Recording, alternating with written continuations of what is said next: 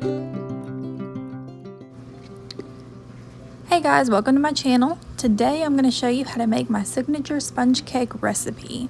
So to start, you are going to need 250 grams of butter, 250 grams of self-rising flour, 250 grams of sugar, and about 4 eggs.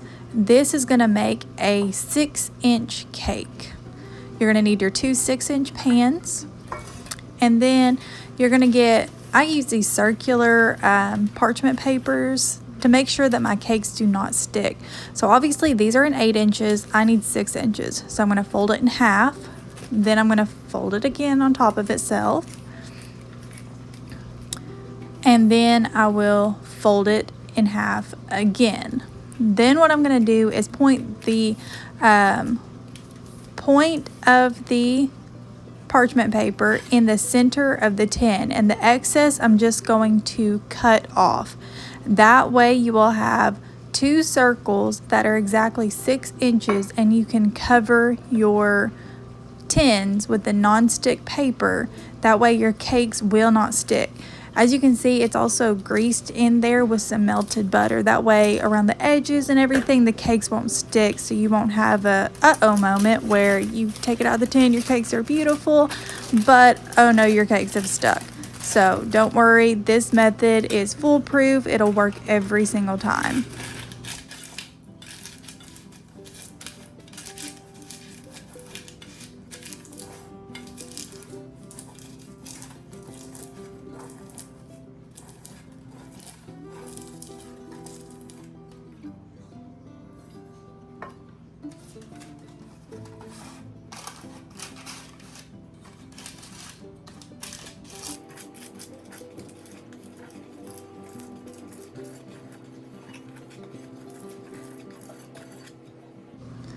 Now that I've got my tins all ready, we're going to preheat that oven to 350 degrees Fahrenheit, and you're going to take your 250 grams of butter and put them on the stove on about a medium-high heat in a saucepan.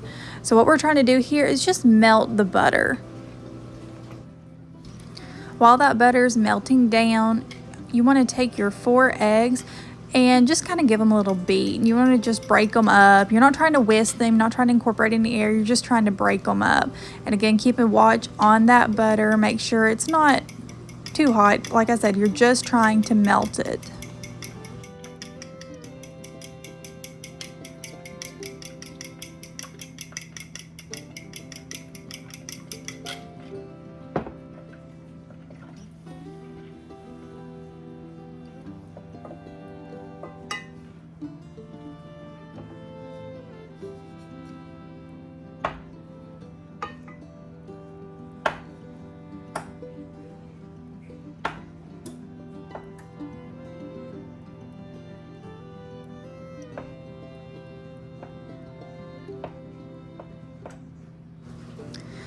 Now once your butter is all melted, you're going to turn off your heat and take that saucepan off the hot eye. You want to add in your sugar at this point.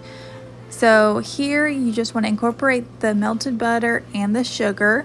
This will give you a paste-like consistency, and that's exactly what you are looking for.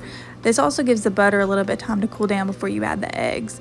So here's that paste-like consistency that I'm showing you. Here's a good time to add some flavoring if it's liquid, or you can add in some fresh berries, or if you're adding the fresh berries, sometimes I like to wait until the batter is completely made. But if you're adding liquids or pastes or anything, then it's fine to add it now. So then you're going to add in the eggs.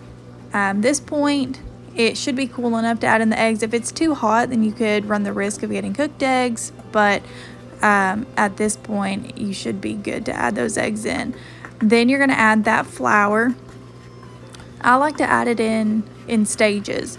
So this just helps me mix in the batter better, get out all those lumps, and let me have better control over the batter and the stirring.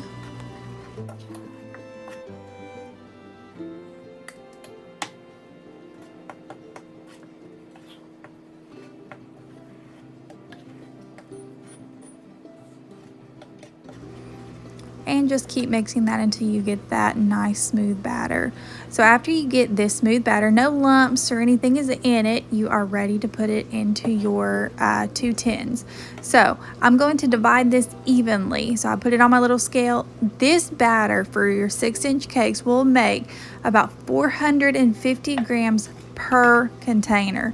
So again, these are 6-inch tins. They will make 2 6-inch cakes, and that will be about 450 grams of batter in each tin. I always like to weigh my tins because I like them even, and I like to have even cakes because after all, we are going to be stacking these and you want even layers. So I'm giving this a little pat on my countertop. This just gets all the air bubbles out, and I'll do that to the other side as well.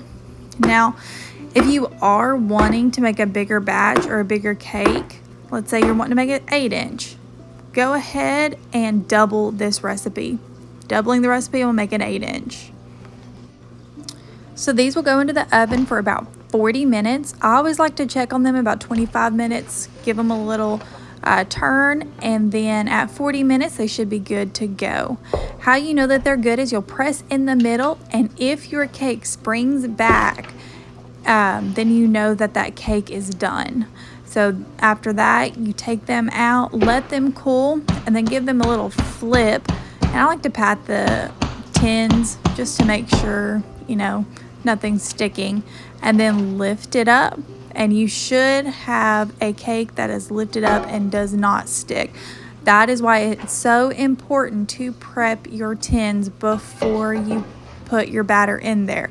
And how I prepped it again is I put the melted butter in there, and we did the non-stick parchment paper and covered the bottoms. That is how you get that easy removal of your cakes, and I haven't had a cake damaged yet removing them from the tins from this method, knock on wood.